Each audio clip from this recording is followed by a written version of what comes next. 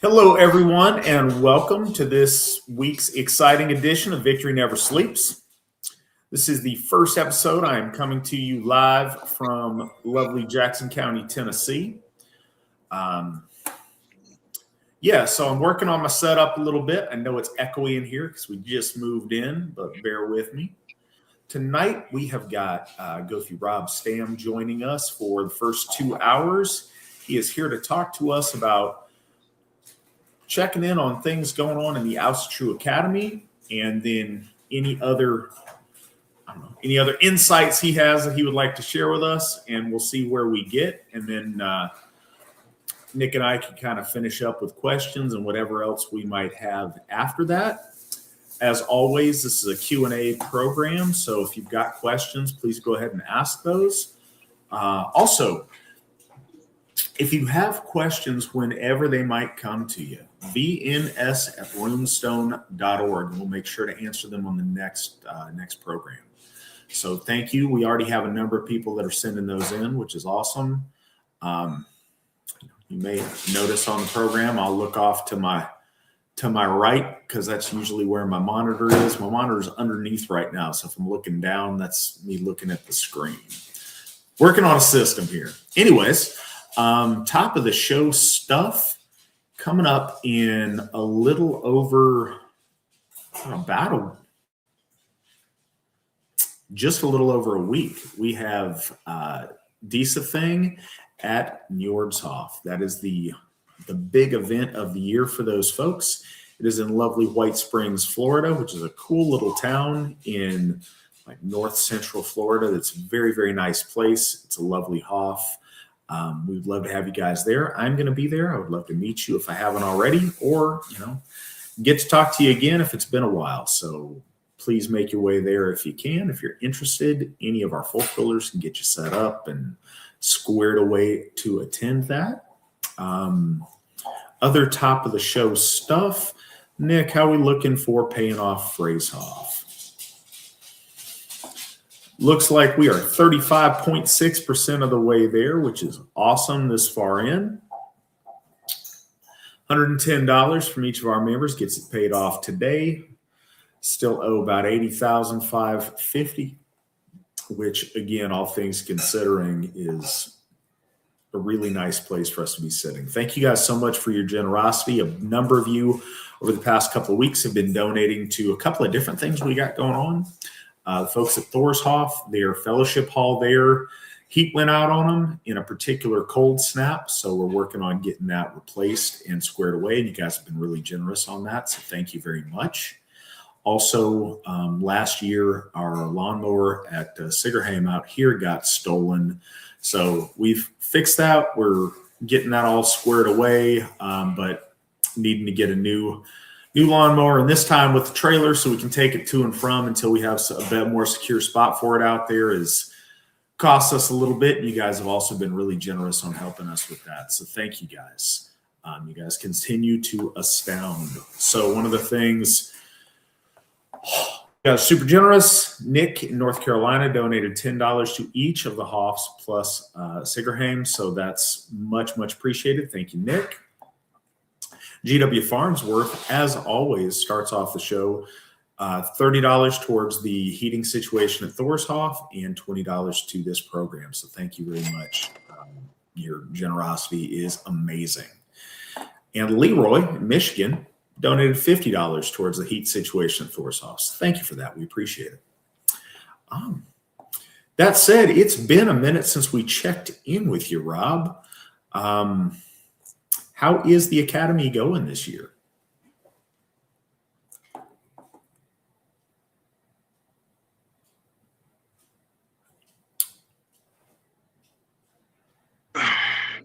Yeah, so I think I have a little bit of a situation with my internet here. So it's going in and out. I'm going to switch over to my phone. But as far as the Academy goes, the reason I'm here tonight is we have a big announcement. We now are ready to enroll kindergarten all the way through 12th grade. We have complete material and curriculum, which is fantastic. It's extremely comprehensive. for kindergarten all the way through 12th grade. So every one of our AFA kids can now take advantage of the academy. The huge deal for us, many years schedule. When we started this program, we promised that we would make sure that our kids that we started kindergarten with would have every grade as they progressed. So, we said our kindergartners that we're starting with this first year will have first grade for them next year, and so on and so forth. That we made that promise that we would make sure that they always had curriculum. But now we have all the way through K through 12. We're completely good to go. So we're very proud of that, and we're excited because we've had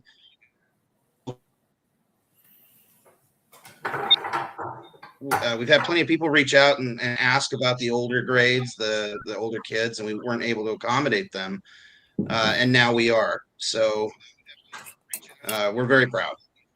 We hope to get a lot more students signed up now. Well, you should be. That's awesome. As you mentioned, we made that commitment and, have far surpassed that as far as timeline goes. And that is, a testament to yourself and all of the amazing people we have volunteering and helping out with that program. It's one of those things. It's something that we are tremendously proud of and that I think is going to be very, very important to our future. It's less flashy than our Hoffs, and it's less shiny, but over the time it's a huge, huge impact. And and I say that in a couple of ways. Like, I'm really proud of it as the Altair Gothi, but also I'm very, very grateful for it as a father who's homeschooling my daughter. Having that resource, having that network of people helping make sure that that's a viable, real option is a huge peace of mind in the world that we're living in today. So it's awesome, and Rob and them are doing great. So Rob's having some challenges this evening. He's trying to get it all squared away. We will get with him when he comes back because we have more to say with him. Looking to see if there's anything I can grab in the meantime here while we wait for his return.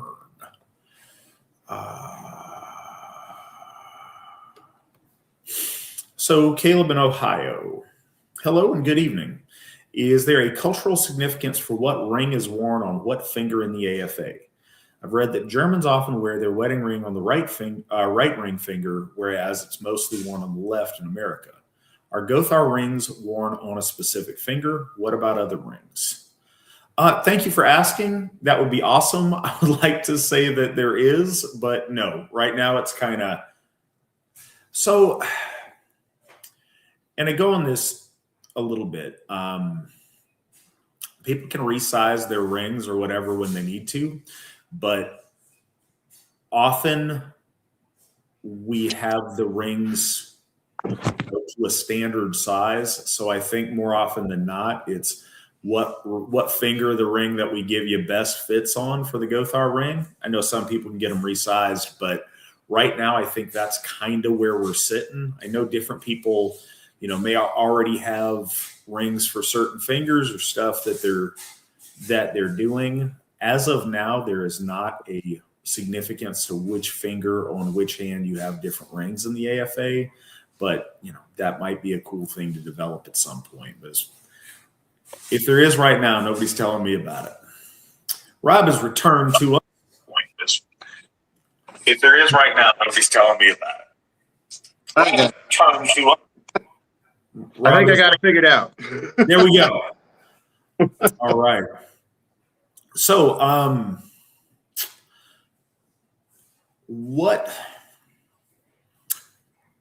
I don't know if people are just now hearing about the Academy, or maybe they're not very familiar with it. You want to give people kind of a rundown on what that is, what that looks like? Sure, absolutely. So the Asatru Academy, we, especially those of us that are parents, we noticed that there was our public school system is not the best for our folk. Most systems are teaching lessons in social commentary that we don't agree with. Coupled that with new educational strategies like Common Core and other issues, and we all recognize that this wasn't the best way to educate our children. But what were the alternatives at the time? Various private Christian schools. That's not a perfect alternative either. And a lot of our folk were homeschooling. So we noticed this niche that we needed to fill. We needed to have a homeschooling program that also emphasized our values and our faith. So we put together an idea. Well, let's make a homeschooling program that's grounded in the Asatru faith and teaches AFA, values and morals, and let's make that available to our members so they don't have to put their kids into the public school system, so they don't have to take their kids to expensive private Christian schools. Let's develop something for them. So I was tasked with putting this together, which is interesting because I'm not a school teacher. I have taught before, but at the community college level. I'd never taught children before, so that was a learning curve for me. And of course, I'd never completely developed an entire program from nothing. So there was a lot that I had to learn pretty quick. There was a lot of research involved, and I couldn't have done it without the help of my amazing staff. Most of you are familiar with Nick, our producer here on this show. And then also Githia Sarah Alt, who's my assistant dean. Couldn't do it without her either. She's been just words can't describe how valuable she's been. And all our academy parents are very familiar with Sarah because she speaks to you on a regular basis to check in with you. So we put together this program. And when we were looking for homeschooling, we bounced around the idea of writing brand new, fresh curriculum from scratch. And I actually attempted to do that and learned very quickly that there's a reason that people with master's degrees get paid, 6 figures a year to do that, and devote their entire careers to that, because it is extremely difficult, time consuming, and you absolutely have to be a professional educator to do that. So even I tried my best, but that was not going to be an option for us. So I began to do some research about various educational philosophies. I had thought at one point, well, when I first started to homeschool my oldest daughter, I tried the classical approach.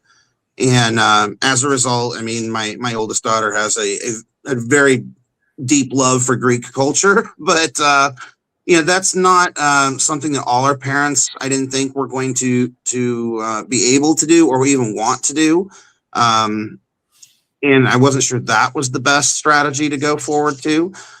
So reading the various educational philosophies and programs out there, I came across Waldorf, which is what we do use. And the Waldorf method was developed by Rudolf Steiner in Germany in the late early 1900s. He was a German nationalist, and again, like myself, he didn't start out as an educator, but he ended up that way.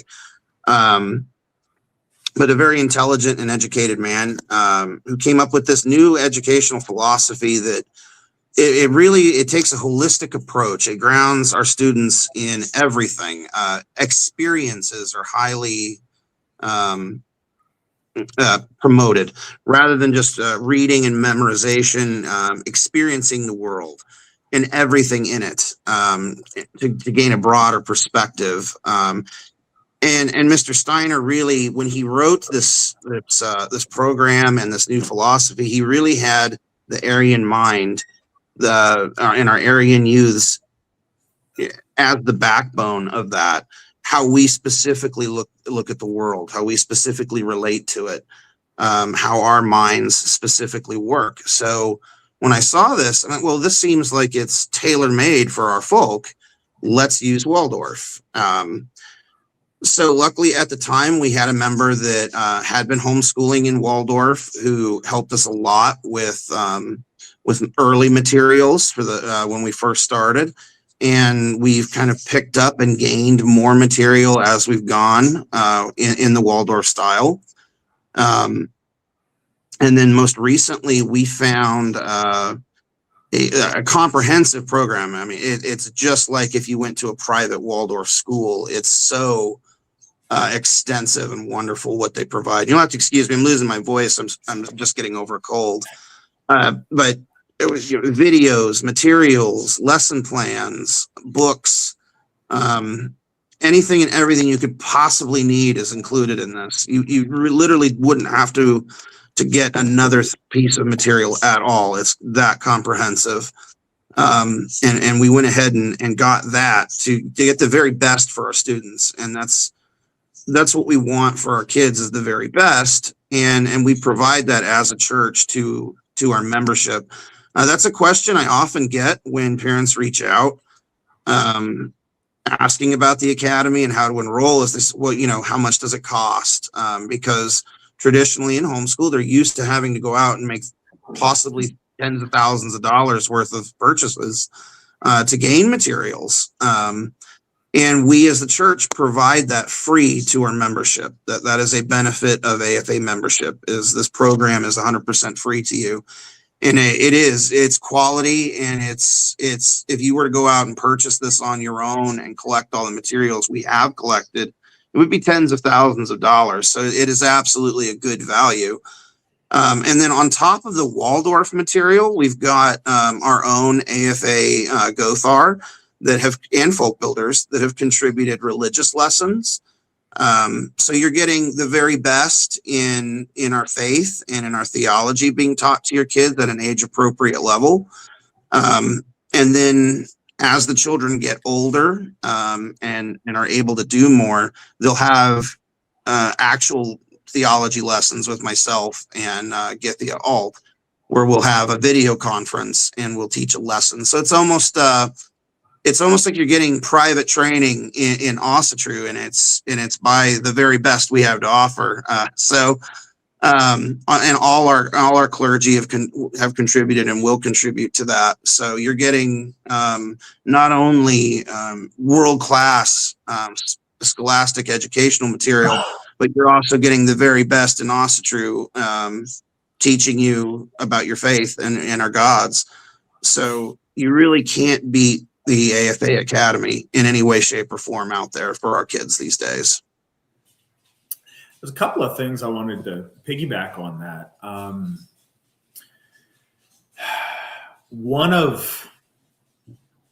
I talked a lot last year as we kind of spent the year celebrating our 30th anniversary.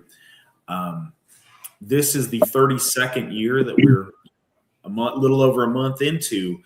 And one of the really special things that comes with time is, Rob mentioned kind of the best and the brightest giving you, their expertise, but that expertise is built on the experience and the institutional knowledge of those that have come before us. So the longer we exist, and the more we do this, the more our Gothar have been through and experienced things, the richer our depth of resource to bring to the folk, to the children in this program, and to Asatru in general is. We've got all that pool of resource of all the experience to go with it, which is great. That's one of the things with this program, is we have the experiences of all the AFA parents who are homeschooling their kids, who have homeschooled their kids. And those lessons and those strategies and that troubleshooting is all there to try to help our folk on stuff. One of the things with a lot of our stuff, we try to get away from the pay-to-play stuff as much as possible. I get on here, you notice every show I'm coming with my hand out on stuff for the HOF or stuff for whatever. We absolutely need your donations. Money matters. It's a big deal. but you guys are extremely generous. So we never want to make money a barrier to participation in our faith, to educating your children. It's one of the things that goes into our interring our loved ones of burial sites with the AFA. It's so hard when you go other places and they want to rob you blind on burial expenses and ongoing upkeep and ridiculous stuff. So we try to do what we can to provide what we can for our members in the best way we can. We don't want people to go without. It's one of the reasons also that when people donate to the Asatru Academy, we're able to, take care of those things so that we're not putting that burden on families that can't or aren't in a spot for it. We want to make it as easy. And I mean, that doesn't make for the best soundbite, but it is what it is. We want to make the path to homeschooling your children as easy as possible. And when I say easy, I mean easy, but I also mean as stress-free. One of those big things is, wondering if this is legit or wondering if it's going to meet your state qualifications or want to make sure you're doing it right. That's why we really, pride ourselves in this program on trying to hold parents' hands and help make sure that you're able to be successful. This is something you can do. And if it's something you're considering, you want to reach out. You do have to be an AFA member. It's one of the things in order to keep the curriculum what we want and to avoid, having to fit some other people's standards. We do need to restrict it to actual members of our church. But it's open to any AFA parents that would like to get involved now with K through 12. So keep that in mind. We got a question. Goði Stamm, can you talk about the heraldry for the Asatru Academy? Yeah, absolutely. Let me pull it up here on my laptop so that I can. Co-host hiding over your shoulder. There it is. All right. So the heraldry. Well, of course, Mrs. Madison East helped design this, as she does with all of our stuff. So what we see here in the top corner up here is the sword, and that is a symbol of young men. Many of you may know that during man-making ceremonies, for younger men, it's a wooden sword, and as they get older, they get another symbol of actually reaching adult male manness. But the sword is traditionally a symbol of male youths. And then in the other corner, directly opposite of it, you'll see the horn. And that is a symbol of our young ladies. They are the frith weavers. They are the horn bearers. So that is a symbol of our kids, male and female. And then, of course, we have the tri-horns in the upper corner. And then the Mjolnir, the symbol of our faith, in the bottom corner. So that is the heraldry there. And then you'll see the two runes above. You'll see Sawilo for strength and Anzus for wisdom. And that goes into our motto as well. And I'm not going to even attempt the Icelandic. I'm still in the baby stages of that. But Spekinger Harrell wrote the motto for us, and what it means, that translated in English, is through wisdom, strength, or victory. I'm sorry, through wisdom, victory.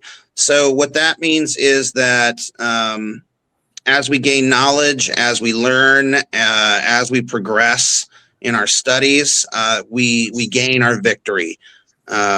Victory is not achieved through strength alone. It is achieved through wisdom as well. So we thought that that particular motto tied in with the overall theme of victory in the AFA, and then knowledge and wisdom gained through our schooling. There you have it. So,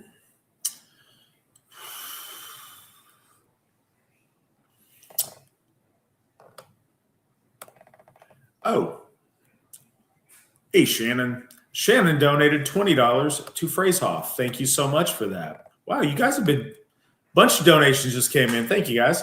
Gilbert donated $150 towards the heating situation at Thorshoff. Thank you, Gilbert. Always such a generous donor to us. We appreciate you. Jason in Mississippi donated $10 to this broadcast and bought a Phrasehoff lapel pin. So I hope you like your pin. Yeah, thank you, Jason. We appreciate you.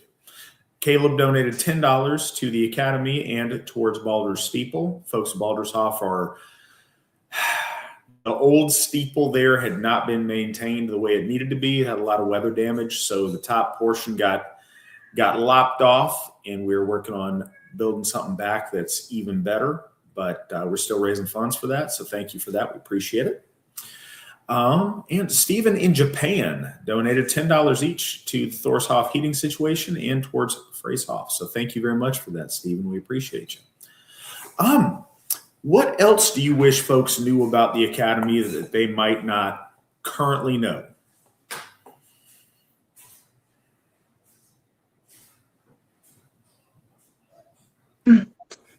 Well, we do encourage, and we have a parent group on MeWe, and we encourage our parents to be active within the parent group. So once you get signed on to the Academy, it's not just we give you the login.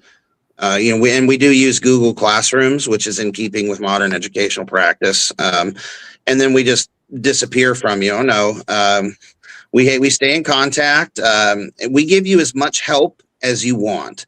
So some homeschool parents want very little interaction because they've been homeschooling for a long time, and they're very confident in their abilities, and they know what they're doing, and they just want our material and maybe to come to our live classes. And then we have parents that are brand new to homeschooling, and they need a little bit more support. And in which case, we will, call you or stay in contact by text or however you best stay in contact as much as you'd like, and give you as much help as we possibly can, or as much as you want. But aside from just staff support, like I said, we have the parent group on MeWe so that the parents can support each other. And talk about their victories and what they found to be to work best, to teach a lesson, etc. And then we've had parents that organize, that are in the same location or close by. They'll organize field trips together or just play dates to meet up and hang out for the younger kids. As we now are adding older kids, that group is a way for them to network and to make, and build relationships with kids their own age across the church. So it's not just, we hand you materials and run. We've got a lot of support for you, whether it be from other parents or from staff. So I think that's something I really want to drive home, because it can be scary, especially for new homeschoolers that have never done this.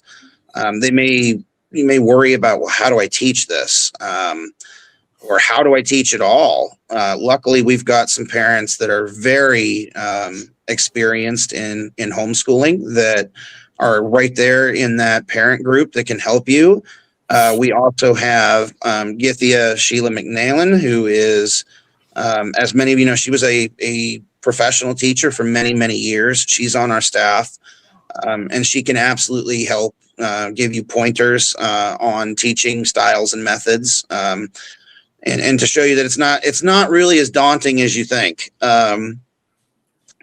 Another big thing that I think, especially parents new to homeschooling, should know is that homeschooling is it's not what you may fear. You don't have to come up with 8 hours of solid instruction. You don't have to sit your child in front of the computer or in front of a book for 8 hours a day and learn. Like when we send our kids off to public school, most of the day is not filled with actual instruction. It's filled with indoctrination. It's filled with learning how to interact in that social setting. It's recess, it's lunch, it's discipline, it's play, which these things are important, but that I think is something that parents worry about, is that they're going to have to devote 8 hours a day to teaching their kids. And a lot of parents don't have that ability. But that's just not the case. When you break it down, you can do as much or as little as you feel comfortable with, as long as you're progressing. But most of the day is not needed to be devoted to instruction. And in fact, many instances of your just day-to-day life are opportunities to do teaching, and they count towards educational hours in the states that make you track hours. So for instance, if you go to the grocery store, that's something you have to do anyway. That is an opportunity that you can get instruction time, and you may not think of it, but sure, there's nutrition there. There's math. There is, depending on what you're shopping for, there's automotive for our older kids. But there's a ton of opportunities. Most people like to go on a trip to the park. Well, there's an opportunity there to identify animals, nature, and for our smaller kids and say kindergarten, you can say, point out something that's alive, point out something that's not alive. How do you spell leaf? Sound it out. Things like that you don't really think of when you do them, but they come natural, but they absolutely are instruction and count towards instruction time. And there's several studies that I've read, and unfortunately I don't have them on hand, but especially younger children, kindergarten, first grade age, they can only really focus for about 10 to 15 minutes at a time. Anything beyond that, and they start to wander. So really, instruction time is these little nuggets that get broken up throughout the day. So you can focus on a task, or something from the curriculum. You do it for 15 minutes and then you go out and play, or you do it for 15 minutes and you switch gears into something else. So it's not this steady stream of instruction all day long. And I think that's one of the things that might be a block for some of our parents, is they think, oh no, I've got to teach all day long. But trust me, that's not the case. Well, I want to mention this too, and it's one of the reasons I really like Waldorf. There's a lot of things institutionally set up, either intentionally or because it's just the momentum things have taken on, to where there's a fear factor, and especially as a parent, you don't want to do wrong by your kids. And I know that was something that anybody who doesn't know, Mandy and I had Aubrey. We're both 39. Had her at the height of the COVID situation, and so all this stuff. You want to do right by your kids. You don't want to make the wrong choice, and that can be debilitating. One of the things that was really interesting through all of that was just kind of a reevaluation of schooling and what counts and what doesn't. So one of the things that I've really sat and thought about, how much stuff did I learn in 8 hours of institutionalized learning growing up versus, where did I learn most of the things that I learned? Learned a lot with my parents, my grandparents, with experiences that I've had in my life as a kid, with figuring out those things. Didn't learn that much indispensable in public school system. And there's a lot of negatives that can come with that. And I don't want to rag on the idea of public education too hard. My mom was a mostly first grade school teacher for about 30 years. So my family's, been involved in public education for a really long time. But there's a lot to be said for learning by getting to spend time with your parents. And that's something that homeschooling really allows, and especially that Waldorf encourages.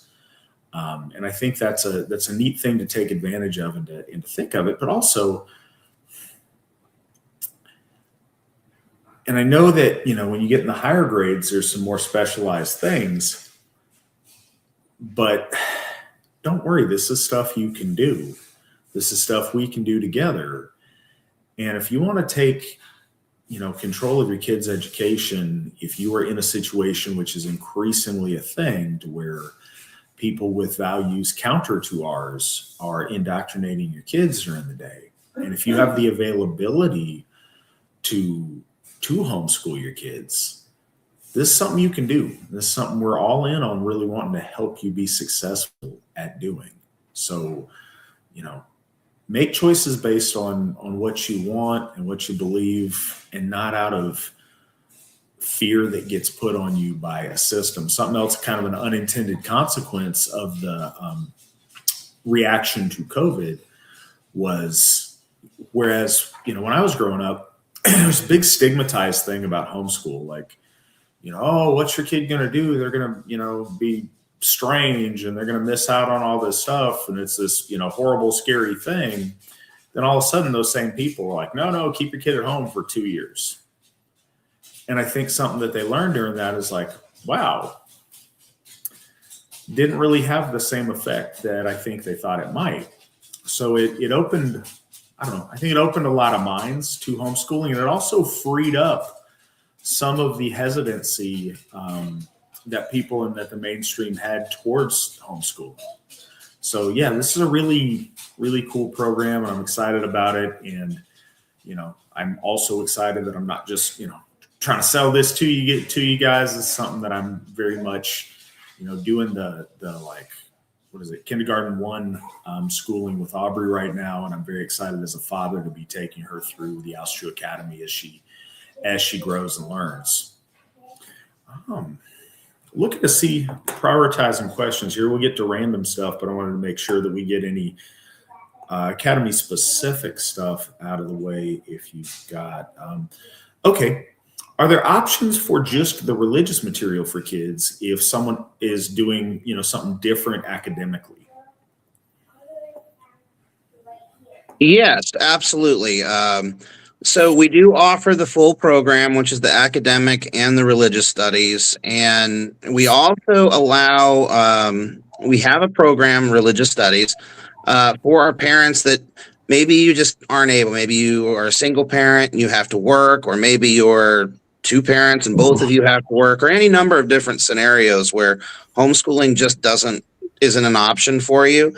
We still have our religious studies program, and that is, you get all the benefits of our theology and our religious teachings from our Gothar, and through our program, and you can sign up just for that, so that we still want our kids to get the good quality religious instruction.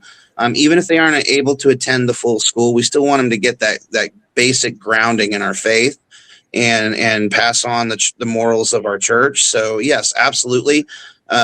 You can sign up just for the religious studies program. All right.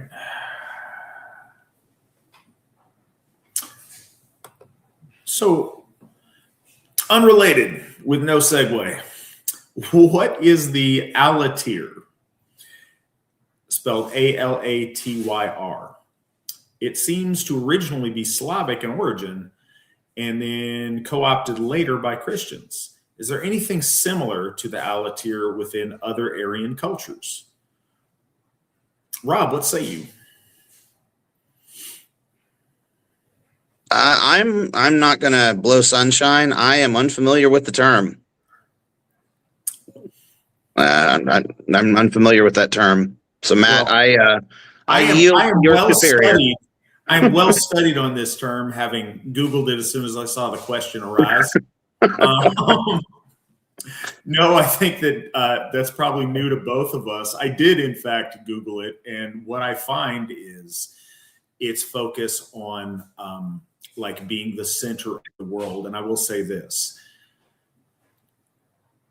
I claim no expertise on even if I'm pronouncing that word correctly. but the concept of the sacred center is very, very important in Aryan religiosity altogether. The idea that there's a central axis, a central point that life, existence, the world revolves around. And I think that that exists in a spatial understanding, in a geographical understanding, but also very much conceptually as an idea that there's a center point that things radiate out from. And that center point looks different and is a different thing to different people over time of how they conceive of it. But the idea that there's like a sacred center that radiates power and wisdom and, you know, the outflow and inflow of people from is really important. Sometimes that's a sacred mountain. Sometimes that's the Irminsul or Yggdrasil or any number of sacred central points that things expand from. That was a big, you know, kind of a core mythos that that Camelot and the Round Table was built out of that idea that there's this, you know, sacred, holy center space that things revolve around. The idea of revolution around a central axis is really important, and it is one of the things that I think is particularly relevant to Lord Tyr and his position as that pole, as relating to the pole star and the revolution around that sacred center. And it's one of the things that's going heavily into what we're trying to do at Sigerheim and with Tiershoff, is that idea of this AFA capital that's, you know, our sacred center, to where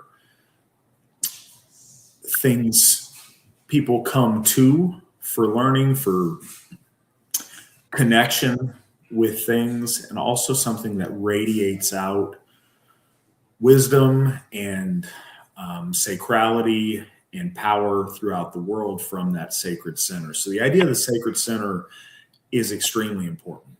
Philosophically, the idea that there's the unmoved mover that things circulate around, or the Chakravartin, the turner of wheels, to where the wheel rotates around, is very important to all branches of Aryan mythos.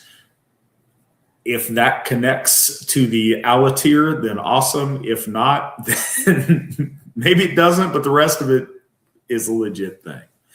I hope that addresses the question. It's something I'll look into a little bit more, because, you know, I just like learning new things, but that's not a term I encountered before. Are the named forces of chaos actual beings with personality, or more so archetypes? Gothi Stamm, what say you? I think it's both. You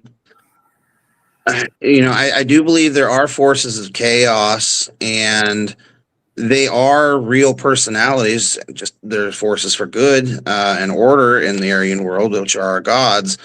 They are real. They are real entities with real personalities, but they are also archetypes that we can embody. Certainly, I've known people in my life, or you know, even life adjacent, I should say, that it's like, wow, that person is just pure chaotic energy.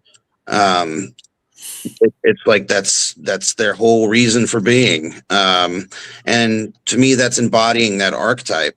I do also think, though, that there, like I said, there are those forces of chaos that are in the cosmos that are real entities and real persons, for lack of a better term, that are, you know, the antithesis of our gods and order. So,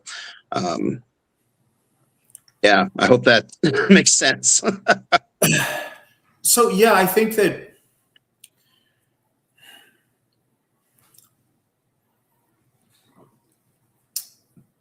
that we run into a linguistic issue here. When people talk about archetypes, they talk about things as being just archetypes. So as opposed to real gods or real spiritual beings, these spiritual forces are like encapsulations of a certain type of person or a certain way of thinking or a certain way of being. That's not the case. But if you look at it flowing a different direction, that these larger than life spiritual forces, these spiritual beings, are examples that people can follow, or forces that if people, spend time focusing their worship on or focusing their attention on, they begin to embody elements of that spiritual being's personality or that spiritual being's essence, then sure. I mean, you could say that Arnold Schwarzenegger is the archetypical bodybuilder. That doesn't mean he doesn't exist or is not real, but it means he sets an example that many emulate to be the ultimate at that particular field or that particular pursuit. So, yes, they're absolutely real entities, real spiritual persons with malevolent, chaotic intention.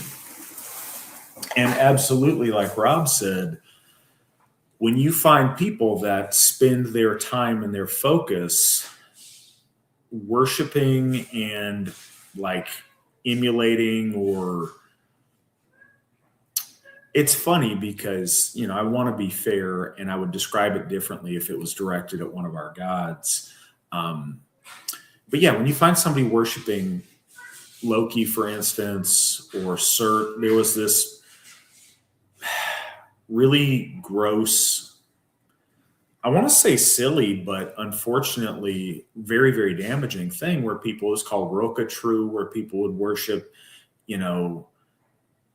malignant Jotnar and things like that. It was the Asatru version of Satanism, but a lot of those people, it's hard for me to judge how serious they were with it. Some of them I think were very serious. Some of them were just trying to be antinomian. But most of them, deeply mentally ill, not successful in their relationships at life, the chaos really overtook them in a very bad way. And I think that there's always this idea that you align yourself with these evil forces and you're going to get these, evil superpowers. I haven't seen a lot of like awesome super evil wizards come out of that. I've seen a lot of people with addictions and mental illness and deep psychological problems for the rest of their life. I think that for the adorners of grandma's couch, it's silly and kind of laughable and, a gross mental illness. But what I think of some other people, when they really get into that in a very dark way, you stare too long in the abyss stares back. And I think that's a thing too. But one thing that we know is true, and I think that in Asatru, we don't have the language. I was talking to somebody the other day about this. I think I was talking to Speaking You're Young about this. Demons exist. We would call them something different, but bad, malignant, chaotic forces in the world that want to damage and take advantage of people that they can victimize, that exists as a thing. That exists as a part of our reality. It exists in all cultures that I'm aware of. It's a thing. There's negative spiritual forces out there, and the really big ones get names in our lore, but there's a lot of we can't accept that there's, positive, good spiritual forces out there in the world without also allowing that there are malignant forces. And I think that's very much at play with the forces of chaos. What else we got? Good evening, Matt. You at the new house now? I am at the new house now. This is my new fireplace behind me. These are my old moose antlers.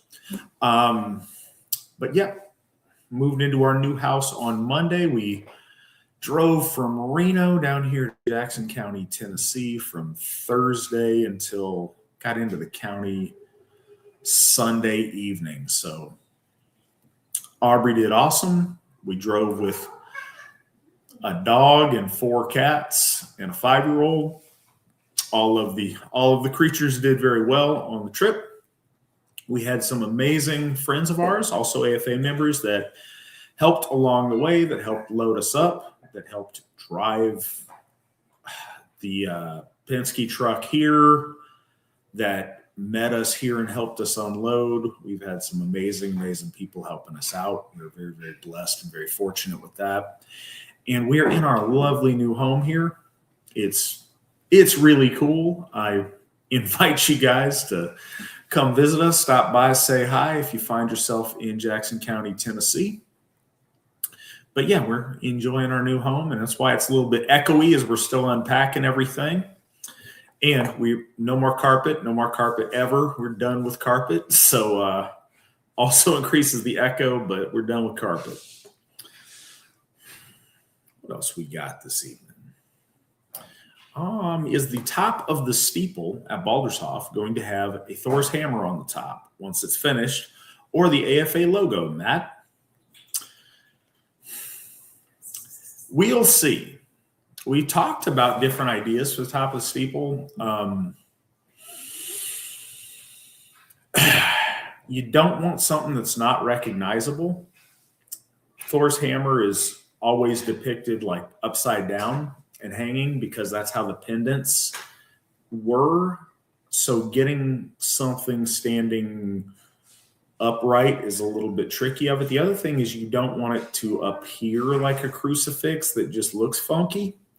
So I don't know. A lot of different people have thought about that a couple of different ways.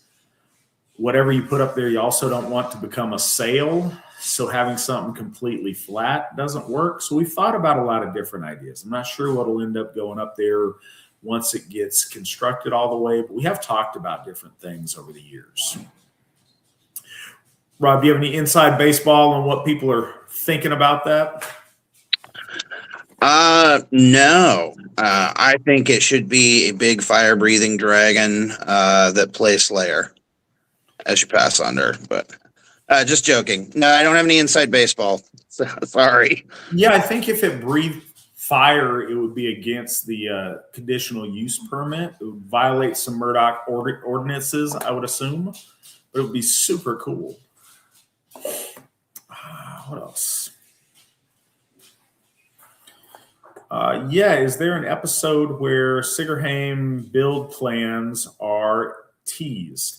I wonder if a steeple will be incorporated to keep up with the times. Something like a stave church converted into a hog. And I assume that means Hoff. And I think that we tease build plans all the time. I think that a steeple per se, no, is not in our current thoughts on it. And keep in mind, these plans will continue to evolve up to and until it gets built. But as far as Tiershoff itself there, we're very much looking into a stave church inspired construction there. I have always, and many of our people have been, inspired by stave church construction because I really think that's the point of evolution, that's the highest form of an arc Asatru construction met with, it's like the highest point that construction of Hoff's was developed, and the starting point for how our people, at least our people in Scandinavia, begin to incorporate Christianity and other things. So I think that you find so much of what would have been relevant to the Hoffs of antiquity in the lines, the structure, the upward thrust of stave church architecture. So inspired, but we wouldn't be trying to make a replica or something like that. What we would try to make would be something completely modern and relevant in modern construction, and we want to be very honest about that. But I think a lot of the inspiration of the lines and the themes of that may very well be in play. It's certainly something we've thought a lot about.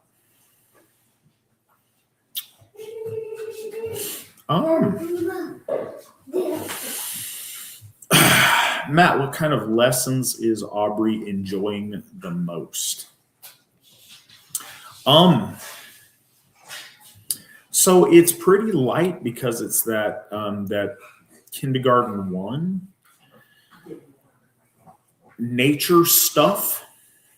The idea of finding things when we're out at the park, when we're out, going for walks and things like that are seasonally relevant. That was more challenging in Reno than it is now that we're in Tennessee. So I'm excited about that.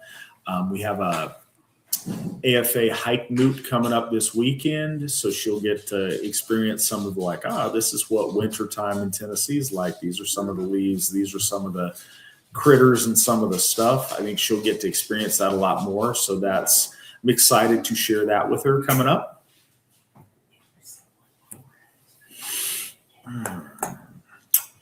Rob, what is your favorite hero of the folk and why? That's a tough one.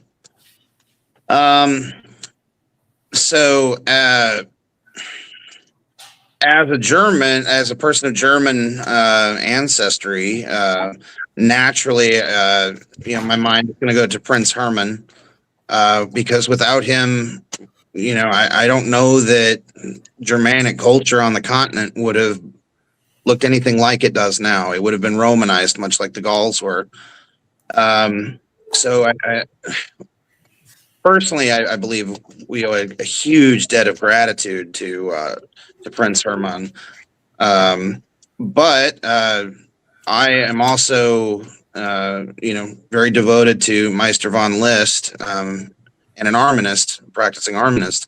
So it's really a toss-up between Meister von List and Prince Hermann. And I would say Prince Hermann probably is going to take precedence, because without him, I'm not sure Meister von List would even have been able to or to study what he did. So I'm gonna have to go with Prince Hermann on that one.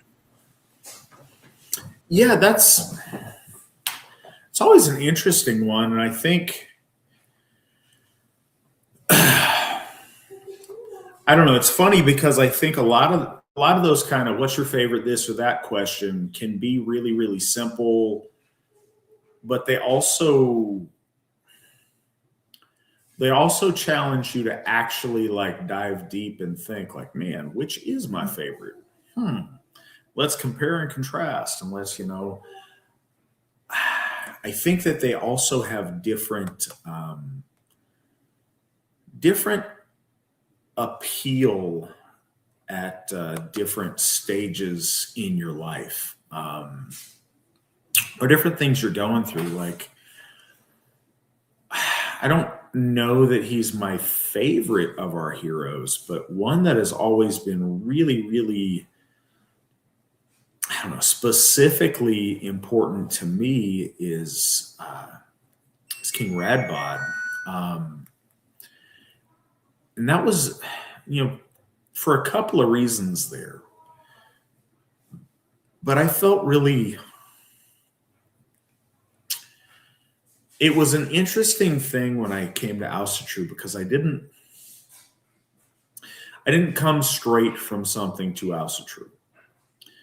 I left Christianity on its own terms, which was really scary, because for all I knew, their God was real, and that was the all-powerful God of the universe. And he still was a bad person and somebody that I couldn't in good conscience be affiliated with. But that was real scary, because I thought that was all there was. So it was one of those Radbod at the time didn't have some profound faith in the Aesir. He was all right, well, I guess this is what it is. I've heard all the arguments, whatever the case might be. I'll guess I'll get baptized, but hold up, where are my ancestors? And there's just, as hyperbole saying like, nah, I'd rather be in hell with my ancestors than in heaven with some beggars. It's a cool, like, metal thing to say. But if you genuinely believe that those are your choices and you still would choose that, that's really saying something. And that was kind of where I was at when I left Christianity, was like, uh-oh, maybe this is all there is, but I can't do this in good conscience. This is wrong. And so that was really meaningful to me. So I think a lot of us, when we get asked that, have different personal things where we can see some of these heroes in things that we've gone through or things that we're going through in our life, that they really kind of speak to us in. So our next question, Matt, do you follow the K1 curriculum exactly, or do you use it as a baseline? So I absolutely use it as a baseline. We read the story. So much of the K1 curriculum is about reading a series of Super Sam's adventures. And so we'll do that. We try to, thematically do some of the other stuff. So we, do nature stuff when we're out in it. I talked about that a little bit earlier. We try to look at the leaves and look at the different stuff that goes on at the different times of the year, talk about the seasons. Again, in Reno, there's not a lot of seasons. We're in a spot where there is a lot more seasons now, which is cool. The cooking stuff, it depends. No, we have not done, some of those old traditional recipes because Aubrey is way too finicky with her eating, which I wish that wasn't the case. Her mother and I need to work on her with that, but we do make sure that she helps cook and shop for. One of the big things that I do is I have, we have everybody over in our home for I'll Hear Your Gothic dinner once a month. And so I always take her shopping with me for the ingredients and try to, reason with her how much stuff goes for how many people, and, math stuff about the recipe and stuff about how to pick out, the right stuff for it, and pick out things that'll work and things that won't, and then get her as best we can to help with the, with the preparation of the food and of the meals. So we do a lot of that. But yeah, we use it as a guideline. Oh.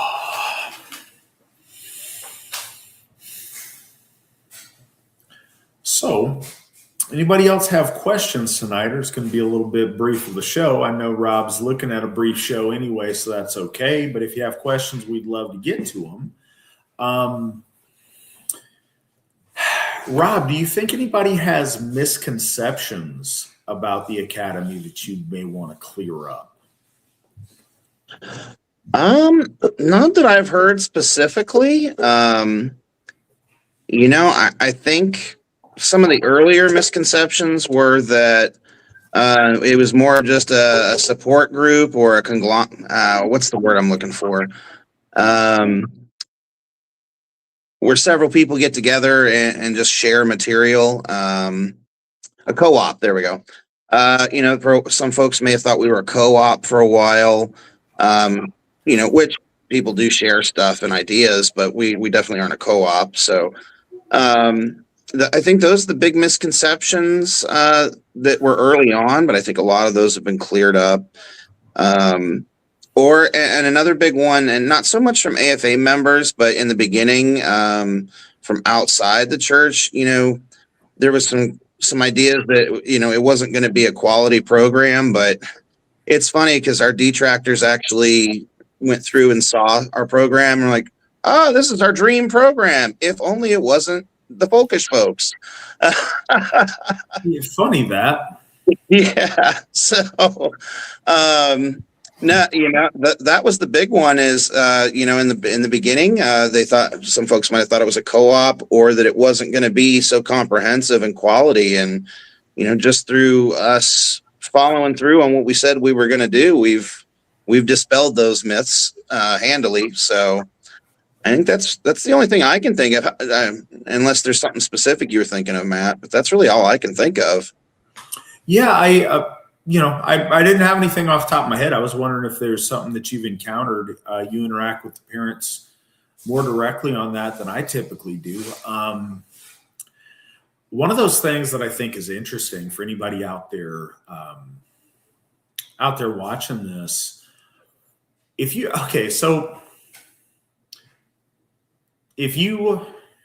are, a heterosexual white person who is not involved in an interracial relationship, you should join the Asatru Folk Assembly. It's where you should be. We would love to have you. That said, anybody out there in the universe is welcome to watch this program, and I hope you do, and I hope you enjoy it. I hope maybe you learn something from it. If you are AFA eligible and you are watching this and you are uncomfortable with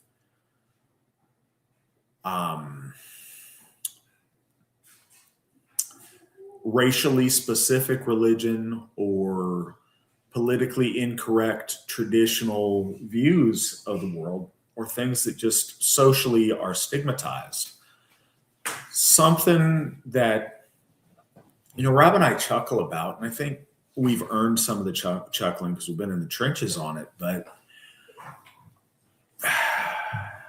something I've really experienced with people over the years that are around us and see the things that we do. They get an idea in their head that, you're not allowed to think these things. And the things that you're not allowed to think aren't because we're Asatru.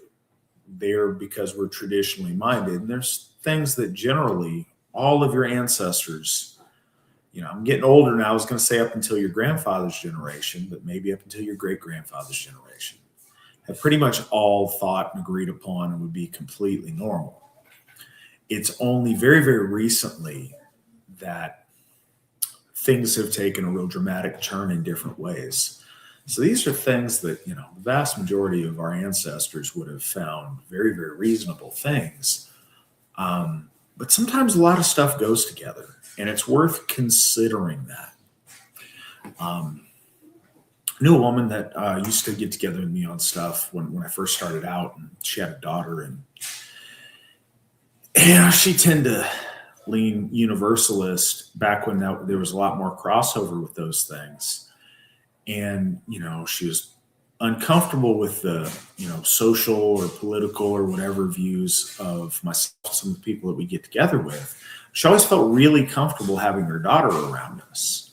When she got together with, her good, socially approved lefty Rainbow Coalition buddies, they virtue signaled right, but she was terrified to leave the room with her daughter unattended around those people. And it was one of those things that I've seen more and more people over time realize some of these things go together. So it's worth considering, the totality of some of these things.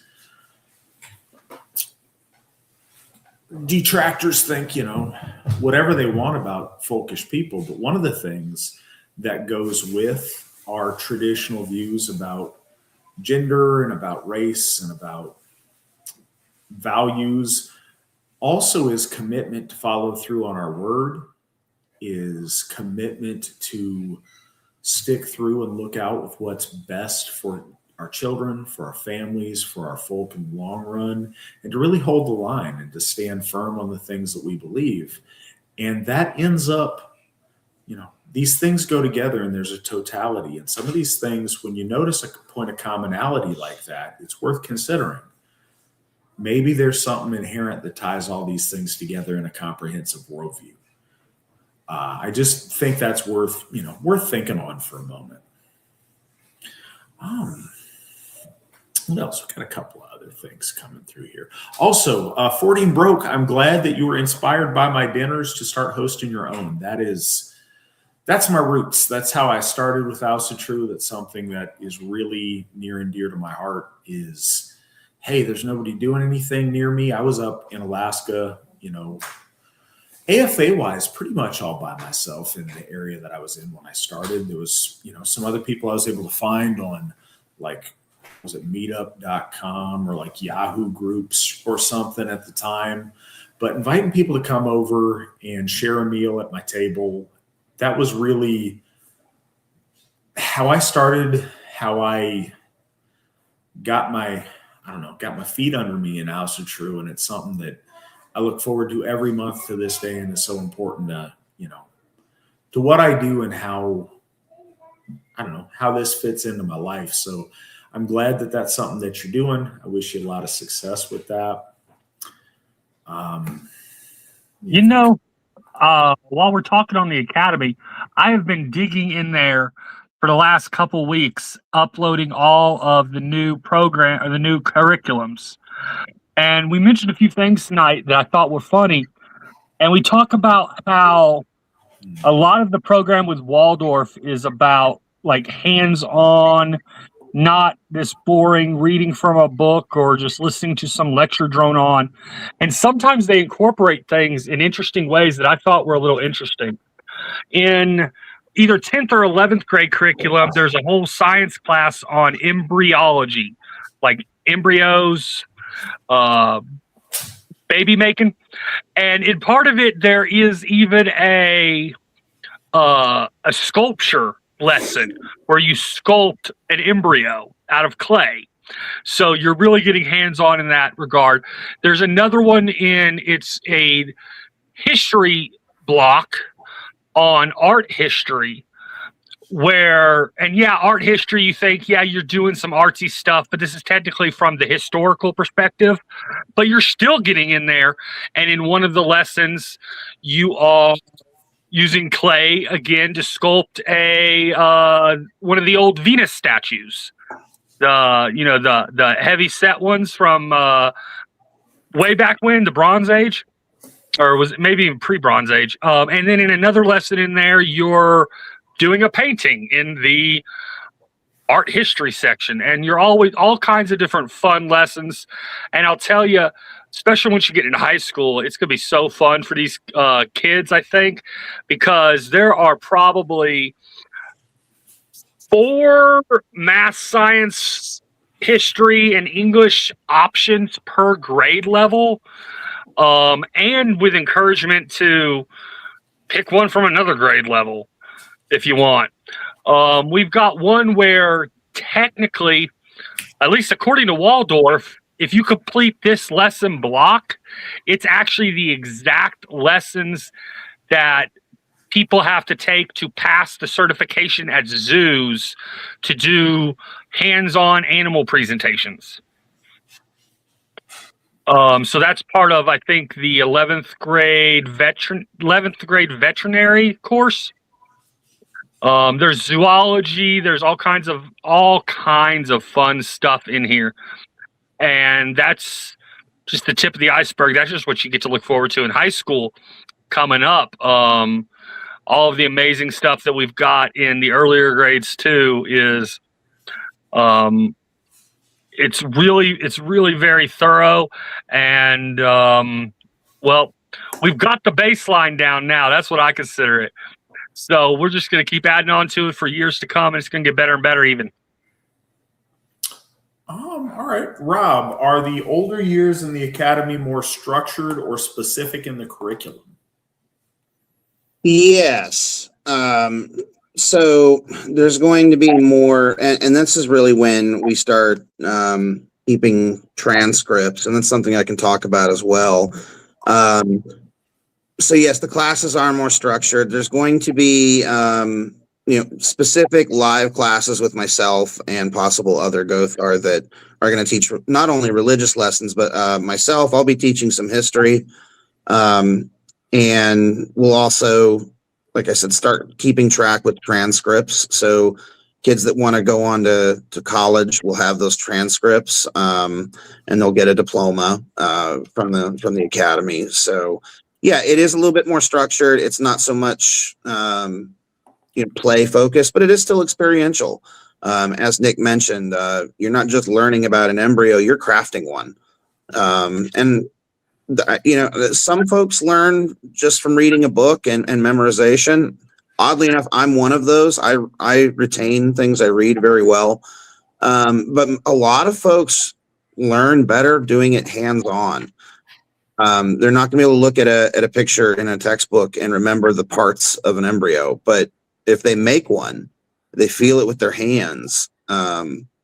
They interact with it in a physical sense, then they retain that knowledge better. And Waldorf really emphasizes that. So, yeah, there is some structure, but it's still in a Waldorf style. So I hope that answers the question. But for those students that are interested, by training, I'm an historian, so I want to teach like a lecture series, several lecture series on various topics in Aryan history. So I'm going to. So Dean's prerogative there. Yeah. So yeah, definitely some more structure. So Rob, how much does racism play in the curriculum? None. I'm just looking over in the chats, and I guess somebody did a video about the evil racists brainwashing their children, and right. It makes me wonder what our detractors think that we actually do.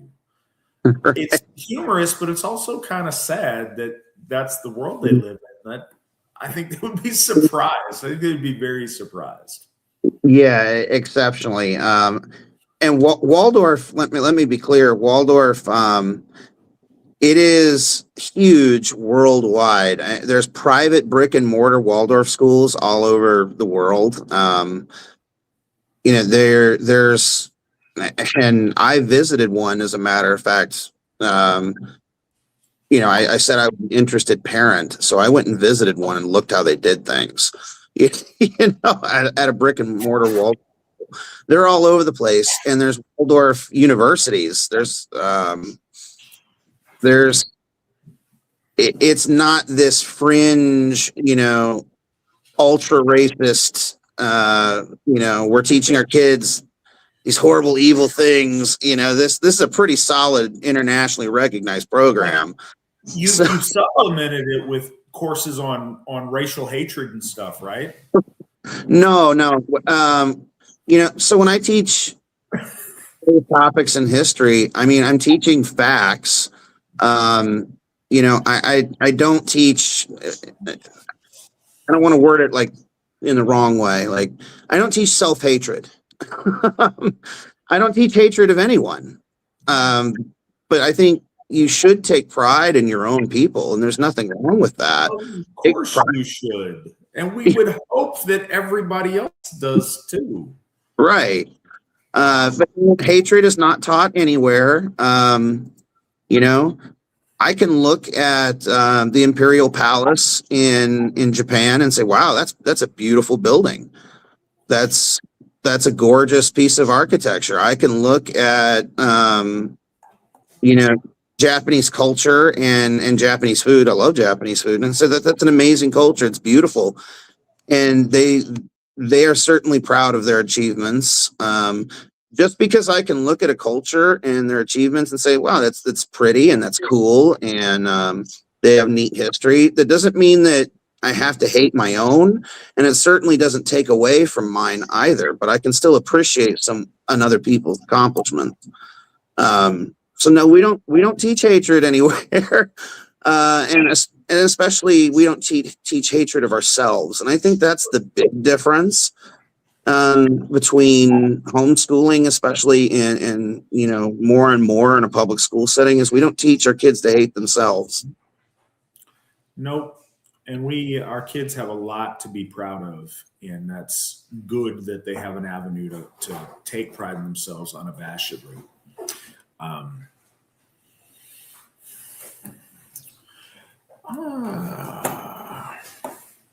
an AFA, or I'm a member. I'm sorry. Let's start fresh.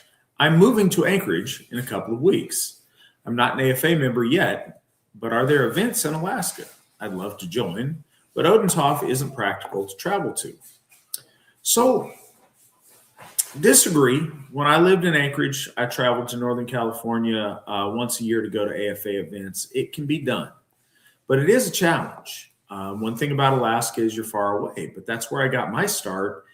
And, here I am, and I've really made this my life. We do have members in Alaska. I'm not going to lie to you and tell you there's a lot of activity going on, because what we desperately need is somebody up there to step up and folk build and host stuff. And even if you're not folk building, to actually host stuff and be willing to make some stuff happen. It's difficult to do, but when I was up there, I was able to get together with people regularly and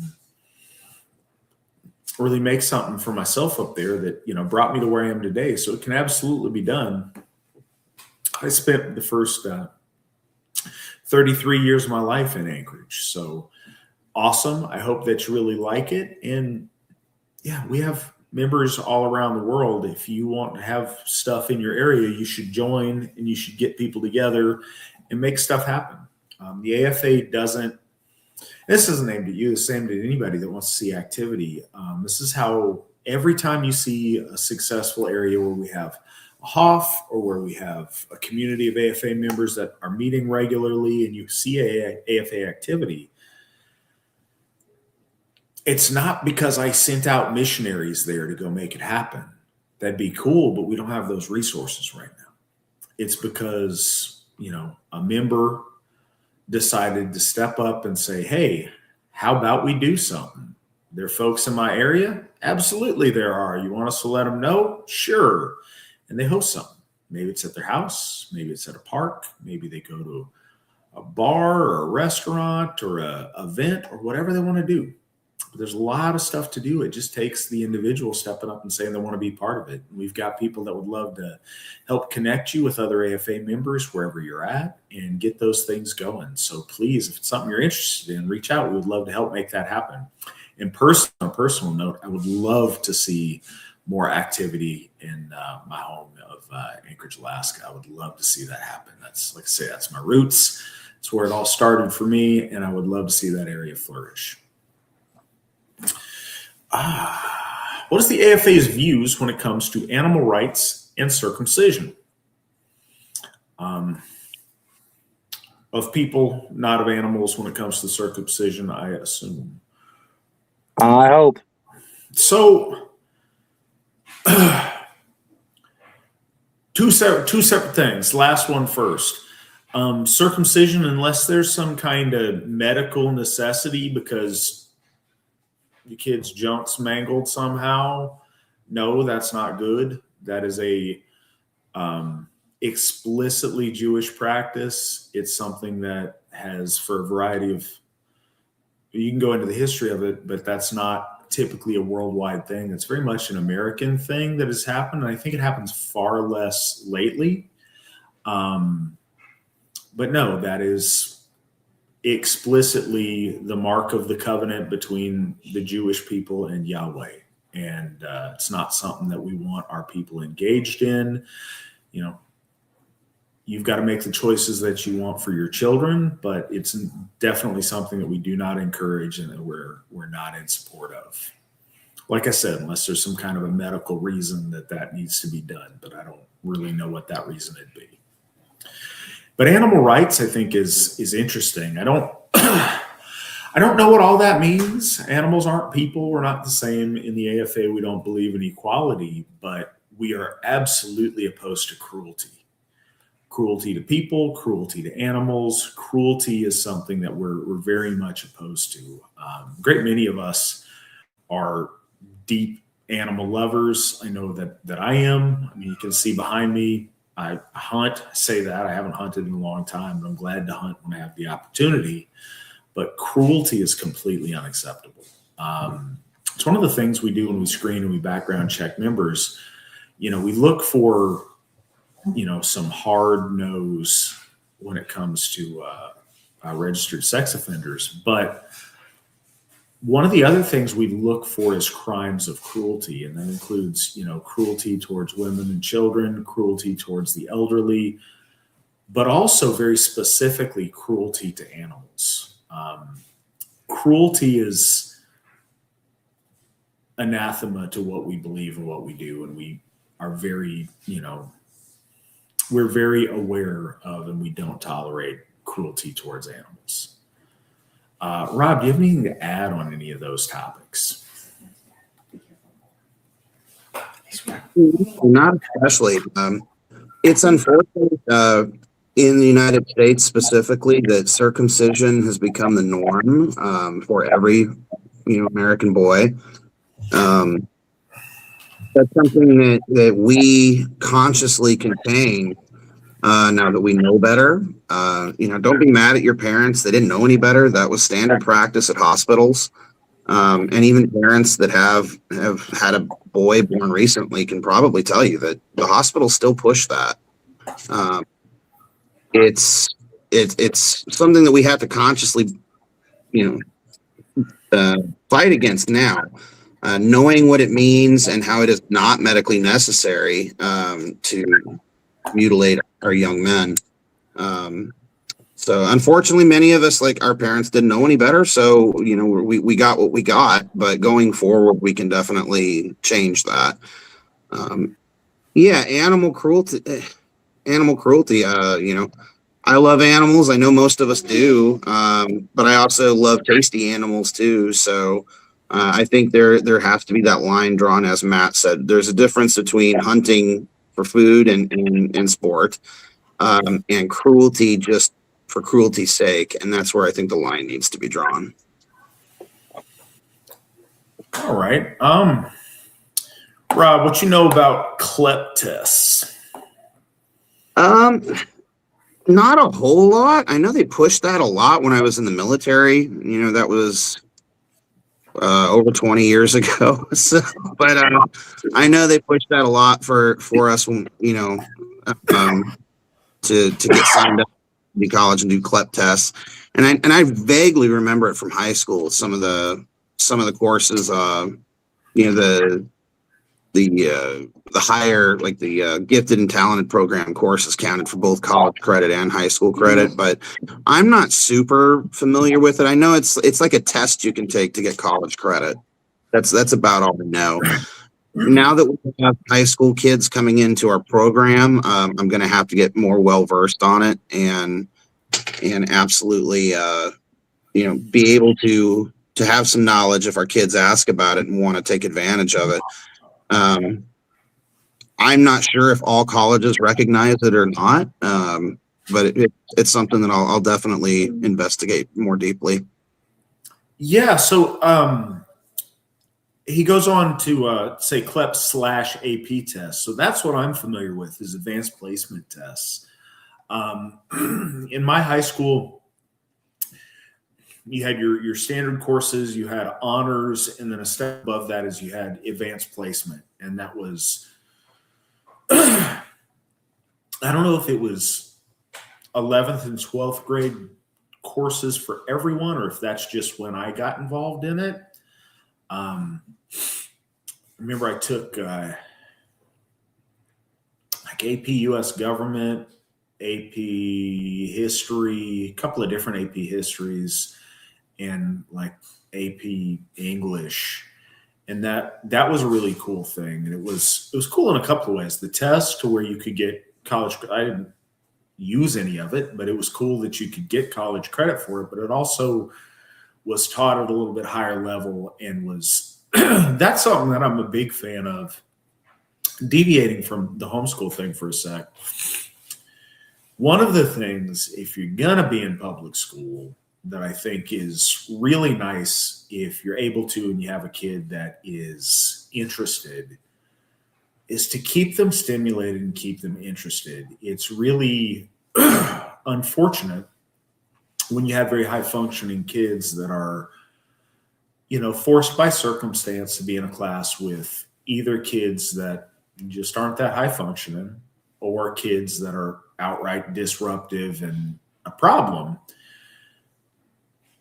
Public school tends to lower people to the lowest common denominator because that's what works when you have a system like that.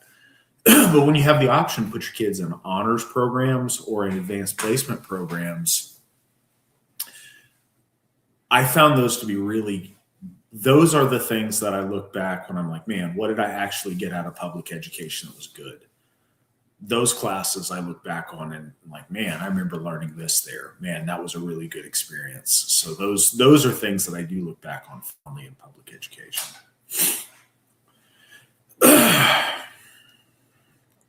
How many kids do we got in the Asatru Academy at present? Nick would have the exact numbers. The last I checked, which granted, I think that was last month, it was 54. If you scroll up, I posted the numbers. It said from Sarah. It was 30 some odd in the academic portion and another 18 families worth in the religious studies. So that could be more than 18 kids in the religious studies, though. So has that number grown since we started? Oh, yes. When we started the program, we had, I think, 5 or 6. 5 or 6. Like our first kindergarten year? Yeah. Yeah. So, yeah, it's grown a lot, and we anticipate a lot of growth coming up now that we are completely open K through 12. Because over the last at least year or two, I've had many parents reach out asking about their kids that are in middle school and high school. And I had to say, well, I'm sorry, we're just not there yet. But we will be soon. So I anticipate that, we're going to get another large influx of applications and kids in the program. So that's exciting. All right. Can kids change over and enroll at any point, or do we only have like a limited enrollment window? No, kids can join any time of the year they want. So yeah, don't wait. Do it now. For administrative purposes, just for our ease of keeping track of things. And this helps with some of the states that require portfolios to be turned in and educational hours kept track of.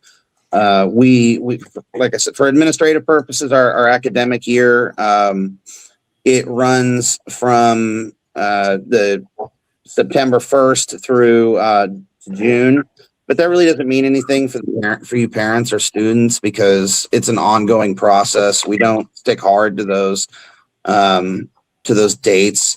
You can school all year round, or you can school less as long as you get your requirements satisfied. But yeah, we don't have any specific blocks that we do registration and don't. Please, if you want to sign up, sign up. We will take you any time of the year.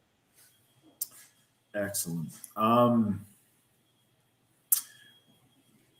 Matt, I'm sure you know of Red Ice and Henrik and Lana. Have you ever reached out to collaborate? So, yes, actually, Henrik and Lana have been to 2 different AFA events to come speak on different things or to come, be part of stuff. I've gotten a chance to meet them both of those times.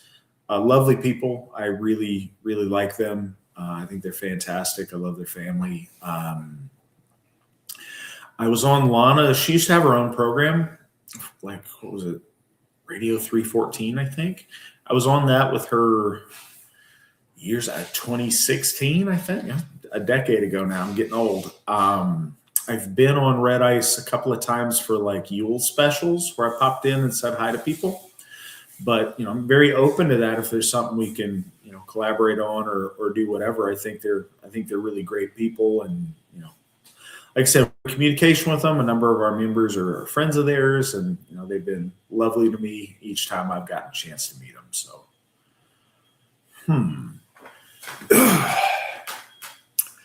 what does the Academy do for physical education? Well, as you know, built into Waldorf, there's a lot of stuff that is physical. There is nature walks and going outside, and that's one thing. I talked to one of our members at one point who had a son who was in an adult son at that point, family went to a Waldorf private school growing up, and said that was one thing about Waldorf is rain or shine or snow, whatever, the kids went outside. So built into Waldorf itself, there's a lot of being active. As far as structured physical education, unfortunately, because it is a homeschool program, and because you can't just go to gym class. So, or we don't have like school sports, unfortunately, because our membership's spread out and it's in a homeschool environment. The cool thing about that is by law, if you homeschool, your school district in your area has to allow your kids to play sports at the local school. So that's not something you have to sacrifice. If your son or daughter is a big soccer player or a football player, wants to wrestle, whatever, et cetera, the local school has to let them play. So they're not going to miss out on those opportunities. What does that look like? Like if you have a kid that's, I don't know, wants to be in football and they're a freshman or something, how does that interface work? We haven't run into that yet. But granted, we've had the younger kids, but I'm sure we may run into it now, accepting older kids. As far as I'm aware, you go to the district office of the school and sign them up. For example, my oldest daughter, she's a musician. She plays in the local school marching band. And that was simply, I had to go to the school district's office and say, this is what we do. This is what, she wants to play in the band. And okay, this is when band practice is. Awesome. I had to fill out some forms, but that it was as easy as that. So yeah. Well, another question. I know that this is legit in all 50 states. What about if we have kids in Canada? I heard that there are some provinces to where it was a thing. Yes. So we have that come up. And so we did some research on that. There are provinces in Canada where it's very easy. Just like here in the United States, we have states that are incredibly easy. And then we have states that have more restrictions or have more requirements. It's the same way in Canada. Some provinces are really easy. Some require more reporting or tracking. And then some don't have it at all. They don't allow it at all. So it's really by province. But if you're in Canada and you're interested, contact us and we will let you know if your province allows it or not and what are the requirements for your province. As far as our membership in Europe, I'm sure you all know, unfortunately, Europe is not on board with the homeschooling.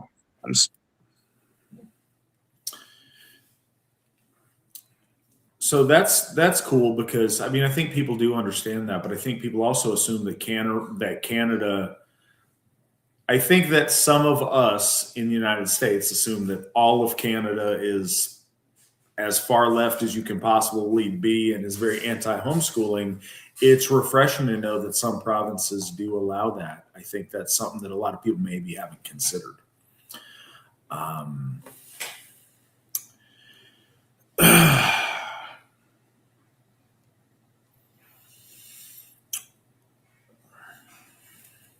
What has surprised you most about running a homeschool program for the AFA?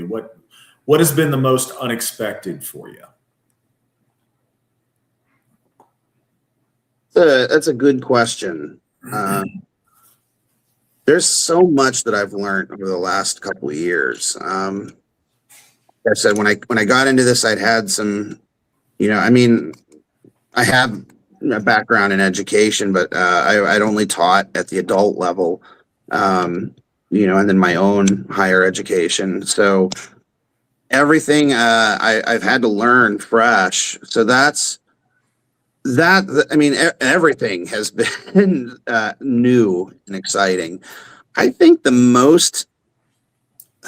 surprising aspect of things is,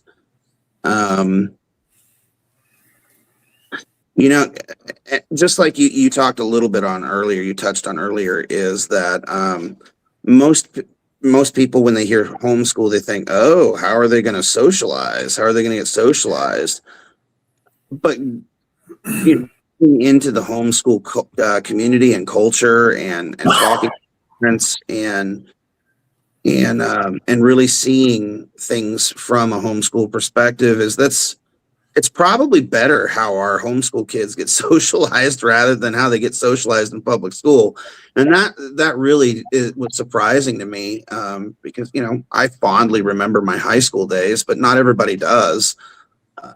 And things have certainly changed in, 30 years. So I think that was the biggest surprise, is that our parents are so good at getting our kids socialized, but getting our kids socialized in a healthy way, a way that reinforces our values and our faith and our morals rather than denigrates them. So I think that's been the biggest thing. Well, one of the things that, we see all the time, I mentioned Aubrey, we like to get outside and go to the park and learn stuff that way a lot of the time. And we've run into groups of homeschooling parents all the time. They're awesome. They're like the nicest kids. They're the nicest parents. It's the most wonderful experience. It's good socialization as opposed to the victimization / enrichment that can often be a very problematic thing about today's public education, unfortunately. Reminder to folks, though, even if you live in some backwards communist dystopian location, you can always be part of our religious studies to enhance and to fortify the stuff that's going on where you're at. And we'd love to do whatever we can to help you be successful. If you find yourself in a spot where you're not able to homeschool and you're an AFA member, we can supplement and help you get the best situation you can find. Our people are very, very interested in helping out any way we can on that.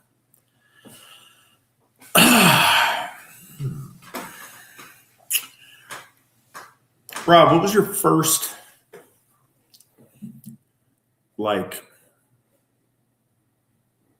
non-solo practitioner Asatru thing you did? Well, I guess you could count it. It was way back when I was in the Navy. There was one other guy, and that's how I found Asatru on my ship. That was Asatru, and he and I would just doing book studies together, and pouring out a cup of bug juice. But real Asatru. It would be years later. And I remember the first AFA event I went to was a Charming of the Plow in Virginia with Speckinger Swan Errol. And that's what really got me hooked, was just the warmth and the friendliness of those folks, and then the genuine religious feeling there. You don't, in my opinion, and I think this holds true for most, you don't get that same feeling from a solo practice as you do with standing in a circle with fellow believers. It was genuine and real, and that's what hooked me. Yeah, that's one of the things that I don't think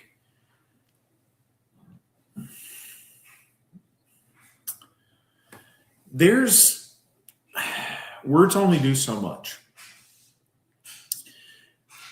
Pictures do a lot of things that words don't do as far as communicating past that kind of logical barrier we have where we look for we look for critical arguments. We look, toward with an eye towards cynicism. All of us do that in today's world. Pictures help conceptualize, like, oh, these look like good people. Oh, this looks like fun. But experience does that in a wholly different way. I would really encourage anybody who hasn't yet met up with other AFA members or practiced Asatru with other people to do that. That's when it becomes real, and you can see the people who've done this for a time, and you can see how very real this is to them, how very serious they take it. And that enhances and strengthens your own faith, especially when you're starting out. I can't say it enough, but this is really something meant to be done as a group and as a community. If you find yourself in a spot where you're in an institution somewhere, you're isolated, you're out in the middle of nowhere, worshiping the gods by yourself is a lot better than not worshiping them at all. But worshiping them with your folk is really how this is meant to be done.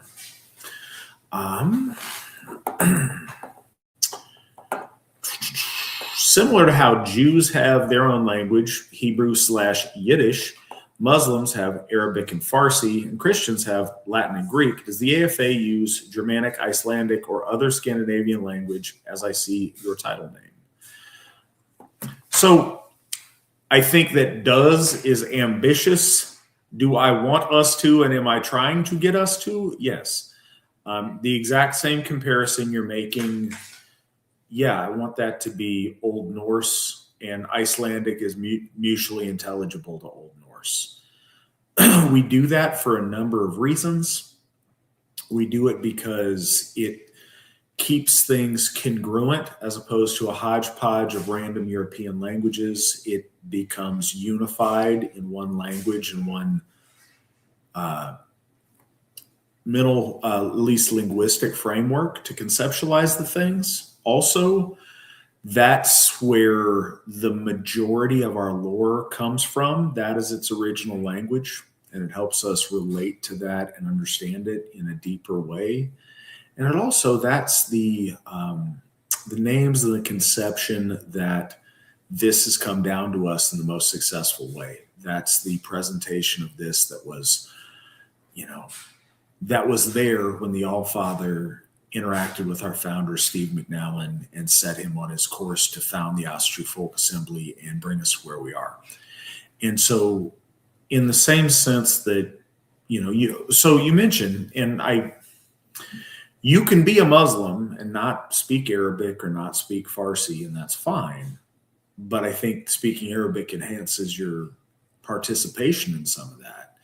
You can be a Christian. Certainly, you can even be a Catholic these days and not, speak any Latin or Greek. But I do think that as a liturgical language unites some things and helps that. So you don't have to speak Icelandic. You don't have to speak Old Norse to be Asatru. Not at all. Not even a little bit.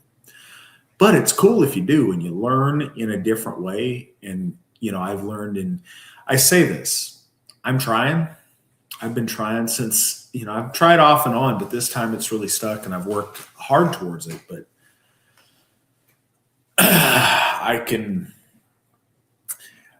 if I were to tell you I can speak at a kindergartner level in Icelandic/Old Norse, I think that would be a reach. I think I'd be a pretty dumb kindergartner, but working on it.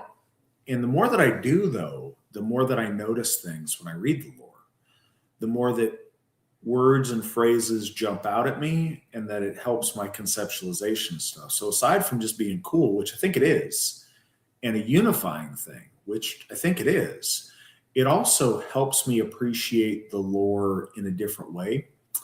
But yeah, that's something that we're reaching towards. I think it's still, a little bit out of our grasp, but it is something that we're absolutely working towards and trying to study. Certainly members of our clergy are. Rob, what was your rating? I was a sonar tech. There you go. So what did that involve for those of us who are not on the inside? I listened to the water. and tried to hear enemy ships. Most of the time, what I heard was fish and whales.